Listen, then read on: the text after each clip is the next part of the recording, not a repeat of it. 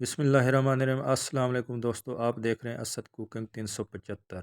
आज की हमारी जो रेसिपी है वो है मछली का सालन बनाने का तरीका।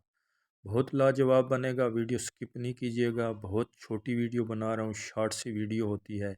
सबसे पहले आपने कढ़ाई लेनी है, कढ़ाई में खड़े मसाले डालने हैं, ऑयल डालना है, प्याज डाल देना है, अच्छे से फ्राई करना है। अच्छे से फ्राई करके लहसुन अदरक डाल देना है, लहसुन अदरक डाल के टमाटर डाल देना है। टमाटर डाल के आपने जो घर में इजी मसाले होते हैं वो सब डाल देने हैं, धनिया, सुरख मिर्च, सब चीज़ें डाल के अच्छे से भून लेना है।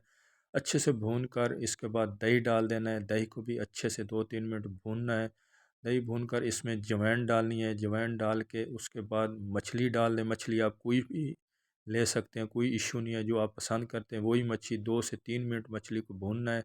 उसके बाद 1 गिलास आपने पानी डाल देना है। पानी डालकर आपने इसको पकाना है ढक के 2-3 मिनट। उसके बाद आपकी देख सकते हैं मछली तैयार है।